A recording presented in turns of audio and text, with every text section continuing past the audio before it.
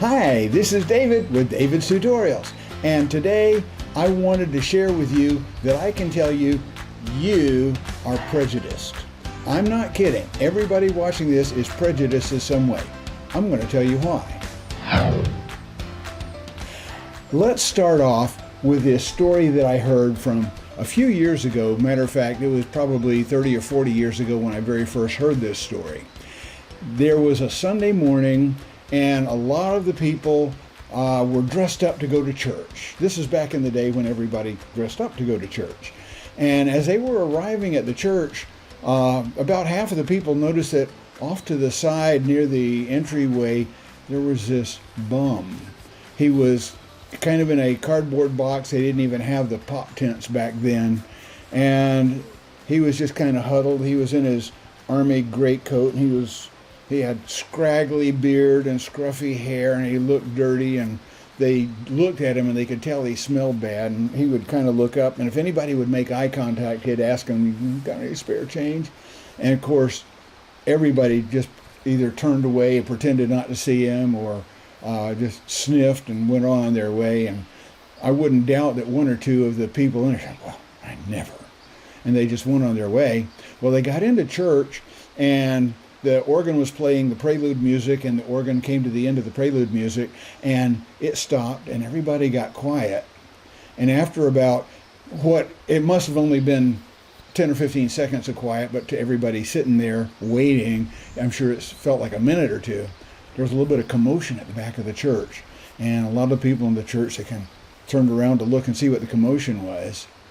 And here came the bum, right up the center aisle. He was kind of shuffling and making his way up the center aisle, but as he went, he took off his army greatcoat and he just left it right there on the floor of the aisle, and he took off his suspenders and let his big old baggy pants drop, and it turned out he was wearing a suit underneath these clothes. And as he got up near the front, he took off his wig and his fake beard, and it was the preacher. Now, I'm going to leave it for right now and leave it to your imagination how many sermons the preacher got out of that particular happenstance. But think about that for a second. Everybody in the church that passed by that bum prejudged him. They prejudged that bum based on their own perception of what homelessness in that day and age was like. And they really didn't want him around them at that point. And you really can't blame them, because for the most part, people who are homeless and out there begging, they're going to just stay homeless, and you don't know what they're going to do if you give them any money. They might use it on something that you don't want them to use it on. They might use it on cigarettes or booze or something even worse. And so they were prejudging this person based on his appearance. Now, let me tell you another story about prejudice. I was teaching at Boca Raton High School back in, this had to be 1977 or so, 76. And the band that I had was overloaded with trumpets and flutes and a couple of clarinets, and they didn't have any low brass or low woodwinds. Now, if you're going to have a concert band or any kind of band at all, you need a balance of instruments so it sounds good. And I went over to the junior high school that was feeding the band, the senior high where I was teaching, and it turned out that everybody in her band was playing the flute or the clarinet or the trumpet, and they didn't have any low brass, and she wasn't encouraging the kids to take up these instruments that nobody else wanted to play. So I started a beginner band for the 9th grade students at Boca Raton High School. And I ran this beginner band for 2 years, and they would come in.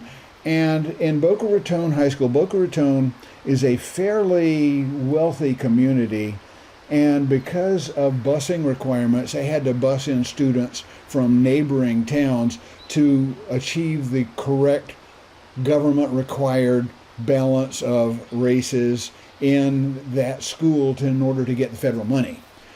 Well, I would say probably 60 to 70% of the students who joined this beginner band were black, but the rest of them were white or Hispanic or whatever it was. And that was fine with me.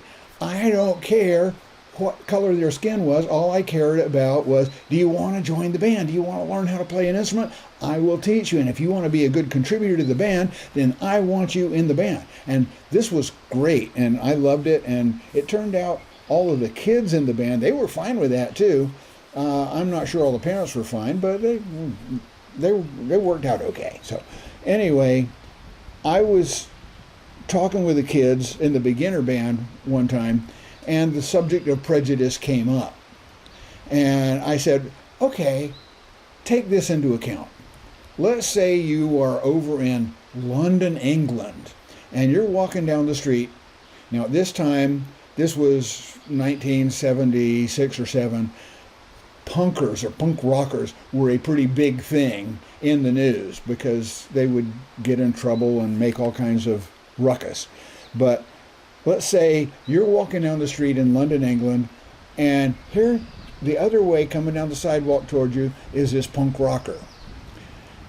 So I decided at this point, I'm going to do a Shaggy Dog type story. And if you don't know what a Shaggy Dog story is, I'll tell you what that is at the end of the video. But when you're walking down the street, here comes this punk rocker. Now this punk rocker, it's a guy wearing a leather jacket with studs all over the place. He's got green hair and it's out to here. And he's got black lipstick and he's got black eyeshadow. And he's got earrings all in one ear and one great big giant one dangling. I just described this punker very vividly. And of course, when you tell a story, you involve people in what you're saying, and they got all involved in that. And they're imagining this in their mind. I said to them, now, right when this punk rocker gets up next to you, he turns to you, and all of a sudden he goes, pow, and he frogs you right in the arm. Ow! You ever been frogged in your arm? And all the kids, they go, yeah, that's what kids in elementary school do. They punch you right in the arm, right on the juncture of your tricep, and there's a nerve center there, and it really, really hurts. And this punker, he frogs you, he punches you and frogs you right in the arm, and he laughs like crazy and runs off down the street. And you're sitting there thinking, what just happened? Why did he do that? I don't know what's going on here. Well, you keep on going down the street, and before you go too far, here comes another punk rocker. This is a different punk rocker. This guy, he's got green, the previous one had green hair. This guy has got blue hair. I mean, really dark blue hair. It's got white streaks in it.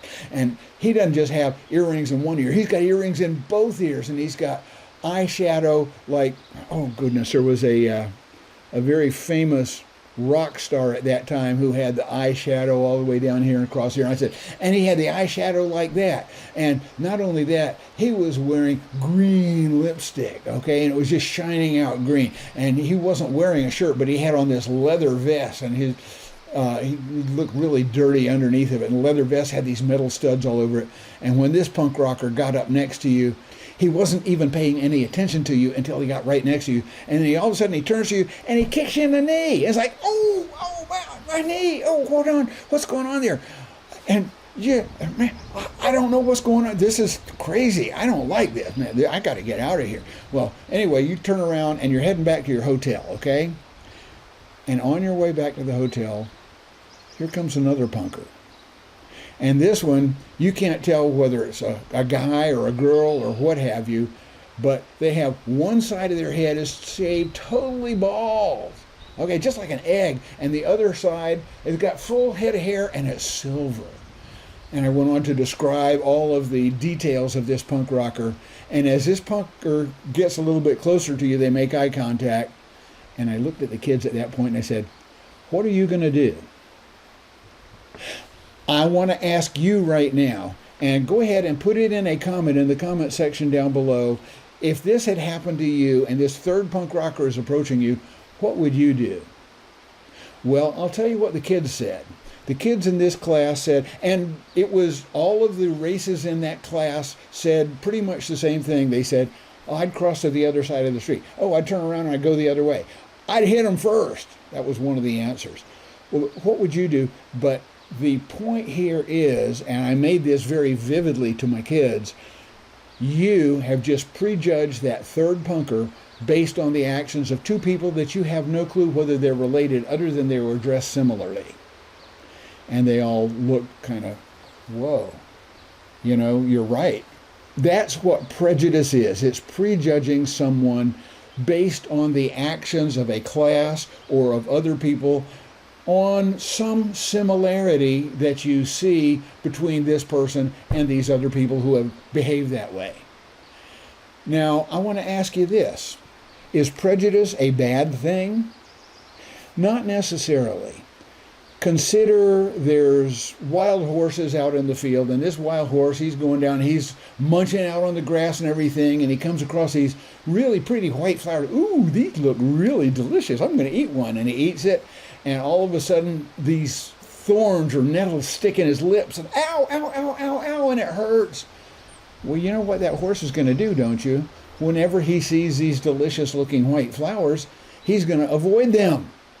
That is prejudice, but this sort of prejudice is a survival characteristic. When settlers very first came to the continental United States, they had muskets, and they would go out in the woods hunting, and of course one of the things they would hunt would be deer. Now, deer at this particular age did not fear people unless they got close enough to throw a spear or shoot an arrow. They were not afraid of guns. So people could get to within 50 yards of them, and the deer would just keep on grazing, or maybe just look over and watch the people to see if they were going to get any closer. But at 50 yards, a musket could pretty much take out a deer, and so the settlers were able to harvest their food for the next week by getting close to these deer, because the deer didn't know any better. But if you try to get close to a deer today, they're going to run, because they have learned to fear people. People could have guns, and guns are dangerous. So prejudice is pretty much a survival characteristic. Now, what do we want to do with this prejudice? Knowing that we are prejudiced, I'm prejudiced, you are prejudiced, what do we need to do? We need to consider whether this feeling we have of wanting to judge, in this case a person, but it could be a situation, it could be a class of people, it could be a car, it could be anything. In this situation, is this prejudice something that we need to really watch out for? Is it something we need to just kind of watch and be careful of? Or is it something, no, I need to wait and see what happens?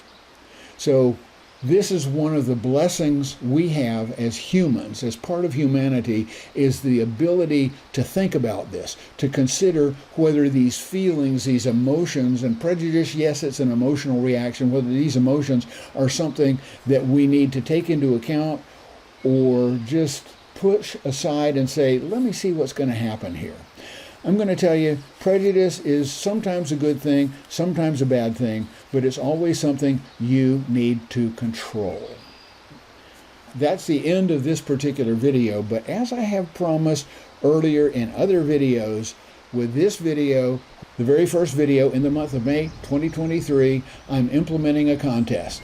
And we're going to see how much reaction I get to the contest, whether we continue it after this. I am going to give away this.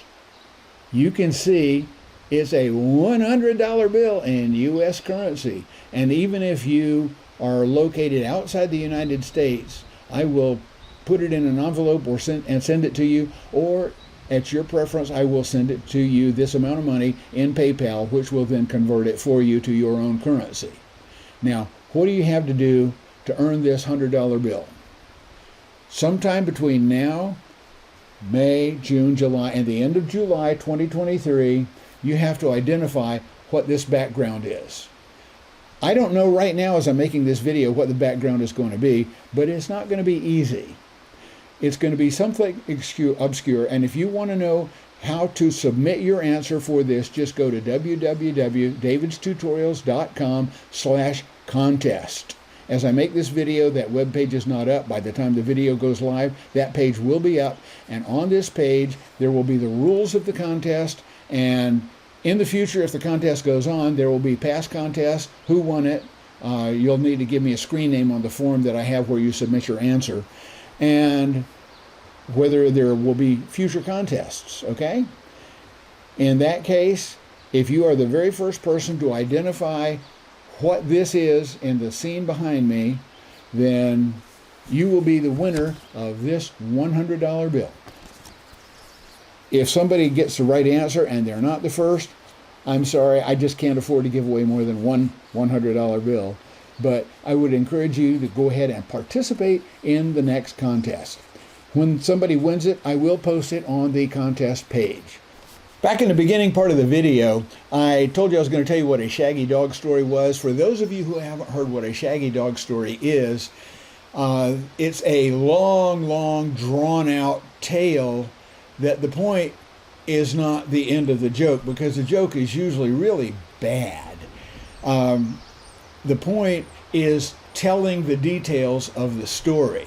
And the essential, or maybe I should say quintessential, shaggy dog story is this man took his dog to the shaggy dog contest.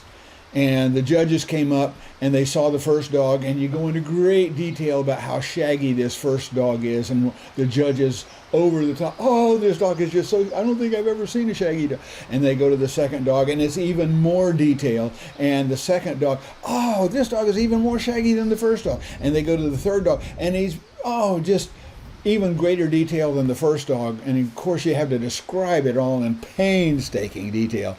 And they get to the final dog, and the judges come up to this guy and they say, I don't think he's so shaggy. And that's the end of the story. And everybody goes kind of, oh, you mean I listened to all that for that kind of a letdown? But that's what the shaggy dog story is. And when you mention a shaggy dog story to people, what you're really saying is, I'm going to tell a bunch of details leading up to whatever the punchline is. Now, in the case of this video, the shaggy dog story was the description of all the punkers, but there really wasn't a punchline. The punchline was, what are you going to do? So that's what a shaggy dog story is. And if you didn't know it before, you know it now.